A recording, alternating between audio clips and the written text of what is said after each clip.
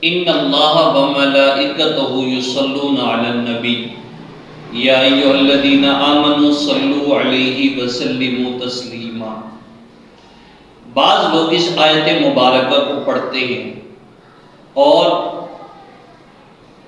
ان کا پڑھنے کا طریقہ کار یہ ہوتا ہے جس طریقے سے الحمدللہ رب العالمین الرحمن الرحیم،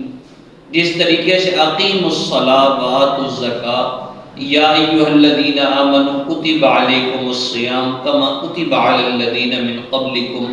لعلکم تتقون، یہ آیات مبارکہ ہیں۔ لیکن ہمارے ہاں کچھ چیزیں ایسی مشہور ہو گئی ہیں کہ ان کی مشہور ہونے کی وجہ بھی کسی کو معلوم نہیں۔ اب آپ صرف اس آیت مبارکہ کو دیکھیں، ان اللہ و ملائکتہ، چار لوگ بیٹھے ہوئے ہیں، چاروں لوگ دعا کے لیے یوں ہاتھ اٹھاتے ہیں اور آغاز دعا سورہ فاتحہ پڑھی گئی، الحمدللہ رب العالمین والعاقبۃ للمتقین والصلاۃ والسلام علی سید المرسلین، کسی کو اعتراض نہیں۔ اس کے بعد انہوں نے دعا کی ربنا آتنا فی الدنیا، کوئی اعتراض کی بات نہیں۔ اور پہلے والا عمل بڑی ترتیب کے ساتھ آواز برابر چلتی ہوئی آ رہی ہے۔ مثال کے طور پر الحمدللہ رب العالمین الرحمن الرحیم مالک یوم الدین الہکم الہ واحد لا الہ الا هو الرحمن الرحیم ربنا آتنا فی الدنیا حسنۃ وفی الآخرۃ حسنۃ وقنا عذاب النار۔ اب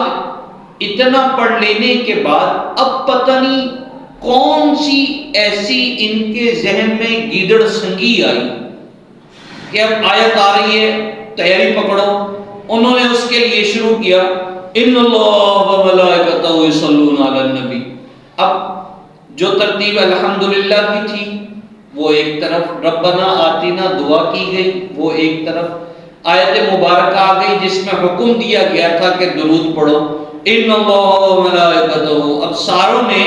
یا ایھا الذین آمنوا صلوا سن کر اللہم صلی علی سیدنا محمد۔ اول یہ وہ کام ہے جو کام کے لازم نہیں تھا اسے لازم سمجھ لیا گیا۔ اب اگر کوئی شخص دعا کروائے اور وہ ان اللہ و ملائکتہ والی آیت نہ پڑھے تو وہ یہ سمجھتے ہیں کہ یہ تو کوئی عام چھوٹا موٹا مولوی ہے۔ اصل جو مولوی ہوتا ہے وہ تو ان اللہ بڑے مخصوص اسٹائل میں پڑھتا ہے، اس کا انداز یہ ہوتا ہے کہ وہ دنیا کو حیران کر دیتا ہے۔ اب اس ان اللہ و ملائکتہ کو پڑھنا اور نہ پڑھنا یہ اتنا عام ہوا کہ جنہوں نے پڑھا انہوں نے یہ سمجھ لیا کہ اب ہم نے اگر دعا کروائی اور یہ آیت نہ پڑھی تو گویا کہ ہماری دعا ہی نامکمل ہے۔ حالانکہ دعا کے آداب میں، دعا کے طریقے میں، عمل دعا کا ہو رہا ہے تو ہم یہاں پہ دعا کے آداب اور طریقے دیکھتے ہیں کہ کیا دعا کے آداب اور طریقوں میں یہ آیت مبارکہ کا کہیں کانسیپٹ سمجھ آتا ہے؟ ٹھیک ہے، احادیث مبارکہ میں دعا سے ابتدائی وقت میں اور اختتامی وقت میں نبی پاک علیہ السلام کا درود پڑھنا،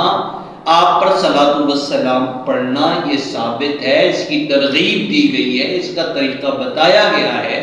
لیکن ان اللہ و ملائکتہ اگر یہ ترغیب دینے کے لیے ہے تو ترغیب دینے کے لیے دعا کے اندر ترغیب،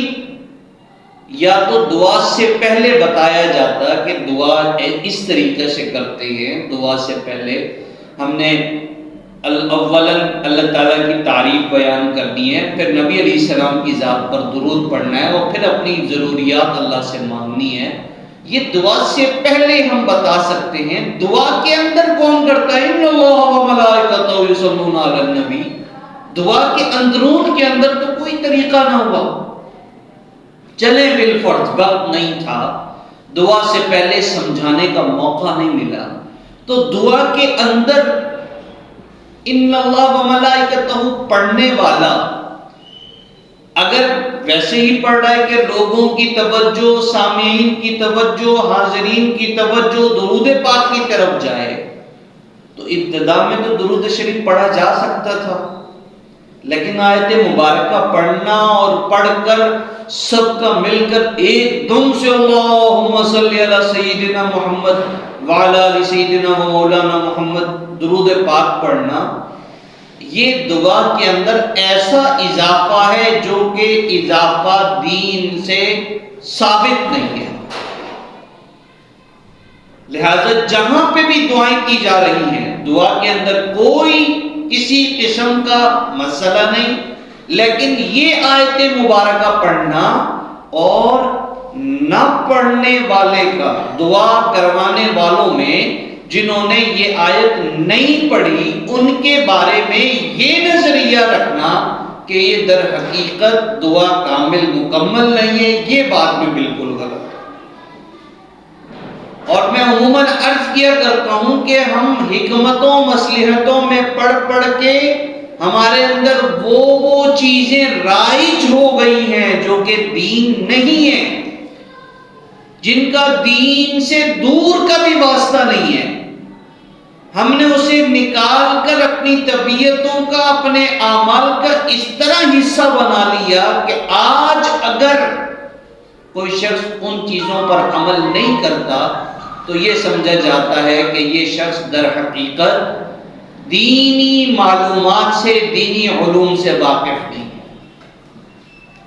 اس لیے کوشش کرنی چاہیے جو چیز دین نہیں ہے، جو چیز لازم نہیں ہے، اسے لازم نہ سمجھا جائے، تو لہذا جو لازم نہیں ہے اسے لازم سمجھ کر کرنا یہ بھی غلط ہے، اس سے بھی اجتناب کرنا ضروری ہے۔